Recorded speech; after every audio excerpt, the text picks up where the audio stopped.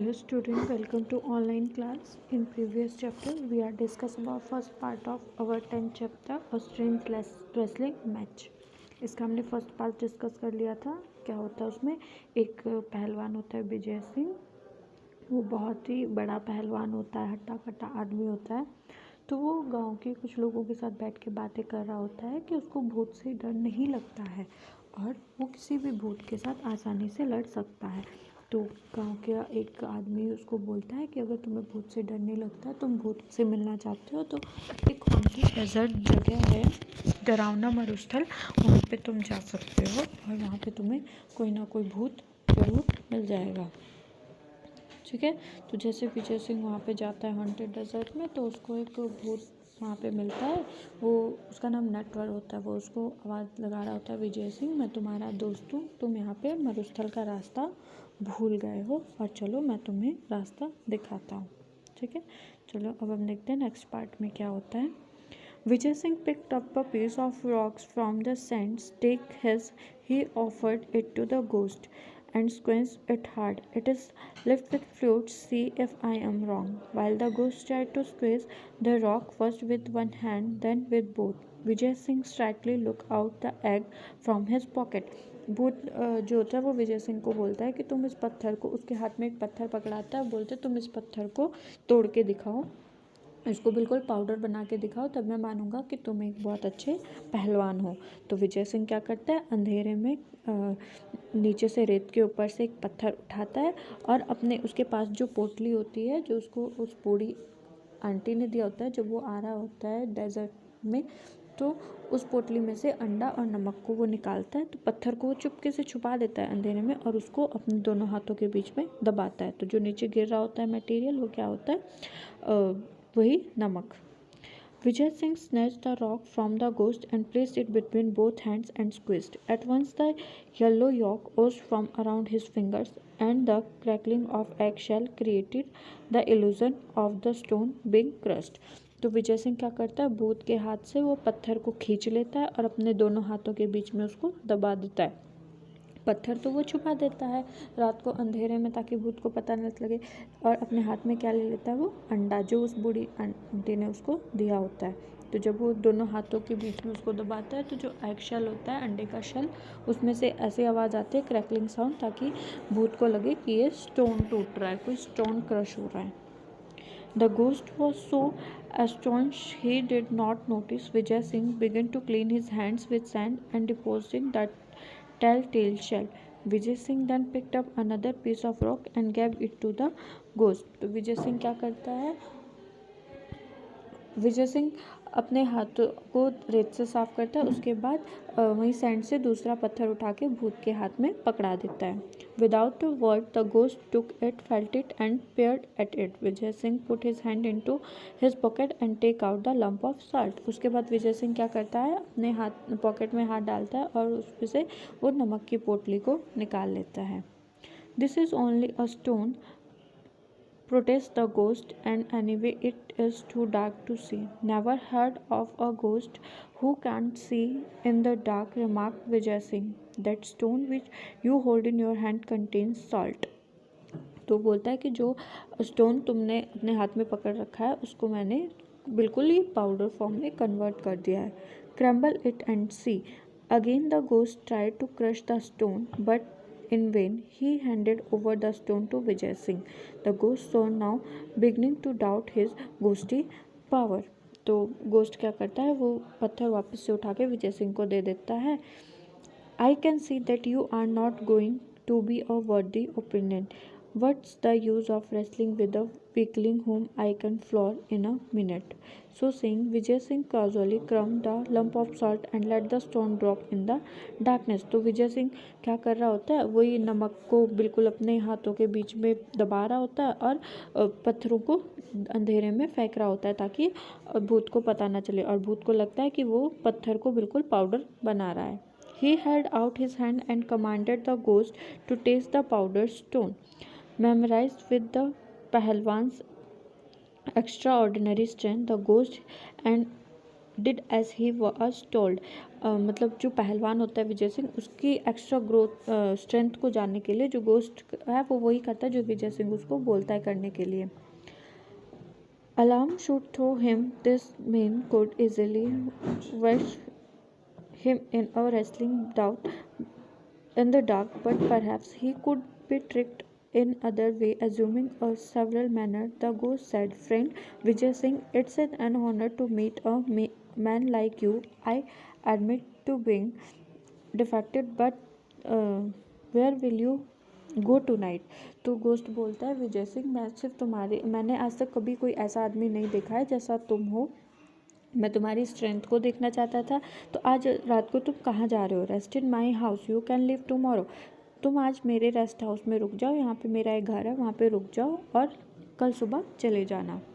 Now थ्रूली elated Vijay Singh replied, "I cannot refuse your hospitality, but tomorrow you will go with me as my sponsor. I must display the trophy of my victory to my people." तो विजय सिंह बोलता है, ठीक है, मैं अभी तुम्हारे साथ जाने के लिए तैयार हूँ, लेकिन कल तुम मेरे साथ चलोगे। The ghost walked in agreement but slightly vowed to kill Vijay Singh in the night. He led him to his house in the cave. तो गोस्ट बोलता है, ठीक है, कल मैं तुम्हारे साथ चलूँगा, लेकिन आज तुम मेरे साथ मेरे घर पे चलो। तो गोस्ट अपने मन में विचार कर रहा होता है कि मैंने उसको मार देना है विजय सिंह को रात में। तो वो उसको अपने केव में लेके, अपने घर में, अपनी गुफा में लेके जाता है।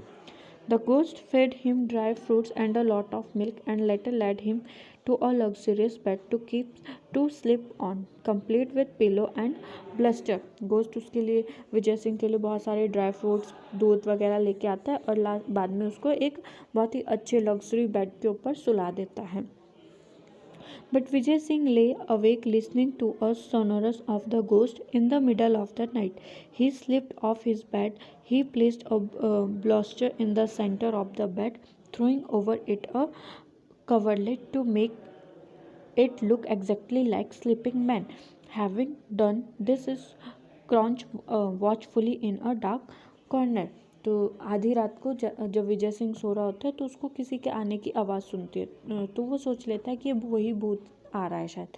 तो वो क्या करता है, अपने बेड से उठ जाता है और बेड के ऊपर बिल्कुल तकिए को ऐसे अरेंज कर देता है जैसे कोई आदमी सोया हो उसके ऊपर, ताकि ऐसा लगे कि उसके ऊपर कोई आदमी सोया हुआ है, और खुद एक अंधेरे कॉर्नर में जाके छुप जाता है। Sure enough, just before the breakdown, the ghost approached the bed arm with the strut clump. He brought the clump down on what he thought was Vijay Singh's head. Not hearing even a groan, he smiled, pleased that he had killed his enemy. तो जैसे ही ghost आता है तो एक बड़ा सा डंडा side में से उठाता है और वो मतलब देखता है वहाँ पे कि उसको लगता है वो विजय सिंह सो रहा है, ठीक है, और वो उसको मारना चाहता है फिर। However, just to make doubly sure, he struck the bolster 6 times more. Satisfied with his work, he returned to his couch and covering his head, settled down to sleep again. Meanwhile, Vijay Singh crept silently back into bed. After a pause, he groaned as if in disgust, threw back his coverlet and sat up. उसके बाद क्या होगा, वो ghost जो है उस तकिए को, जो भी मतलब वो बेड के ऊपर विजय सिंह ने तो वो पिल्लोज अरेंज किए होते हैं, लेकिन गोस्ट को लगता है कि वो विजय सिंह सो रहा है, तो वो उसको बहुत ज़्यादा पीटता है, 5-6 बार पीटता है बहुत ज़ोर ज़ोर से एक डंडे से। तो गोस्ट को लगता है कि उसने विजय सिंह को मार दिया है। फिर थोड़ी देर बाद क्या होता है, विजय सिंह आके वापस, जब गोस्ट चला जाता है तो विजय सिंह वापस आके वहाँ पे सो जाता है, लेकिन गोस्ट को लगता है उसने विजय सिंह को मार दिया है। Disturbed by the noise, the ghost peeped from under his bedclothes to see the strong man stretching his arm above his head and yawning. For a moment, the ghost turned wrist with shock. "Friend ghost, there are insects in your cave," said Vijay Singh in a complaining voice. "Here I was enjoying the sweetest sleep I have had in years." थोड़ी देर बाद क्या होता है, जब ghost वापस सोने के लिए चला जाता है तो विजय सिंह की आवाज़ सुन, तो वो थोड़ी आवाज़ सुन के उठ जाता है। तो वो हैरान हो जाता है कि विजय सिंह क्या है वहाँ पे अंगड़ाइयाँ ले रहा होता है। वो बोलता है कि क्या, वो उस गोश्त को बोलता है कि क्या तुम्हारे केव में कोई कीड़े हैं क्या? उन्होंने मुझे बहुत परेशान किया है पूरी रात, मेरी नींद ख़राब कर दी है। I distinctly conveyed 7 flapping of its wings. Of course, it was not bitten me, but it's most annoying.